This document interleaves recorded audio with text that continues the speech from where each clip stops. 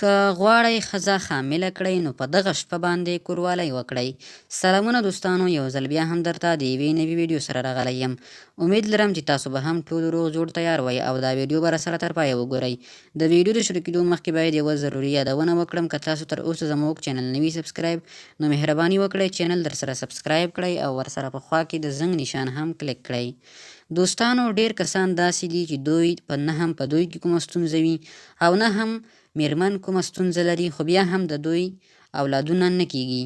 یعنی دوی هیڅ مشکل هم نه لري، نه هم کوم تعویضي مشکل لري او نه هم کوم طبي مشکل لري، خو بیا هم د دوی اولادونه نه کیږي. نو که غواړي چې اولادونه یې وشي، زه ورته 2-3 مشخصې شپې ښیم. په دې 2 شپو کې باید کوروالی وکړي چې انشاءالله ستاسو خامخا به ستاسو اولاد کیږي او الله تعالی به تاسو ته اولاد درکوي.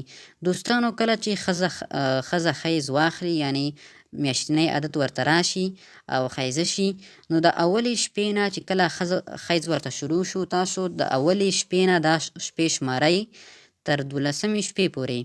یعنی د مثال په ډول سره د جنورۍ د میاشتې په لومړۍ نیټه ښځه حیضه شوه، نو د جنورۍ د میاشتې تر 12مې نیټې پورې تاسو دا شپې وشمارئ.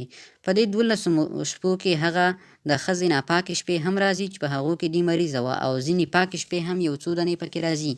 په دې کې تاسو کوروالی که وکړئ هم، نو ډاکټران وایي چې په دې سره اولاد نه راځي، بلکې د کوروالي دپاره یې مهمه شپه چې ده هغه 12مه، 14مه او 14مه شپه ده، ځکه چې د ښځې جنسي حجره چې دا چې هغې ته اووري ویل کېږي، هغه په 12مه شپه باندې د ښځې په وجود کې راپیدا کېږي او دا القاح ته برابریږي چې د ښځې د سړي یعنی د نارینه د سپرمي حجرې سره یو ځای شي او په دې سره د ښځې او نارینه د دغه موادو څخه بچی پیدا شي.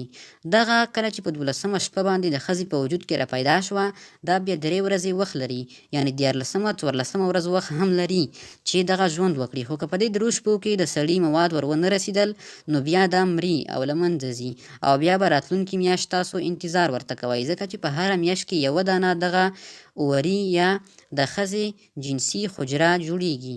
یعنی تاسو خو په خبره باندې سم پوه شوئ. د مثال په ډول د جنورۍ د میاشتې په لومړۍ نیټه ستاسو ښځه چې دا حیض پیل شو، نو تر هغې پورې چې حیض هم پاکیږي او یو څو پاکې ورځې هم پکې راځي، تر 12مې نیټې پورې، یعنی 12 شپې به تاسو کوروالی نه کوئ. که کوئ هم کوم مشکل نشته، خو په دې کې د اولاد رامنځته کېدل مشکل نشته. البته یو خو هغه ناپاکې ورځې دي، د حیض ورځې، هغه کې خو به بیخي کوروالی نه کوئ، ځکه چې هغه خو ګناه هم لري، تاوان هم لري. په 12مه، 14مه او 14مه شپه تاسو ضرور کوروالی وکړئ، تر څو ستاسو د اولاد چانس زیات شي او ستاسو ښځه حمل واخلي. بل دا چې کوشش کوئ چې کله ستاسو ښځه، یعنی تاسو د خپلې ښځې سره کوروالی کوئ، نو ښځې سره په داسې طریقه کوروالی وکړئ چې هغه حمل واخلي، او د کوروالي څخه وروسته تاسو خپله ښځه 11 دقیقې 15 دقیقې همداسې باید ارامه په خپل ځای باندې څملي.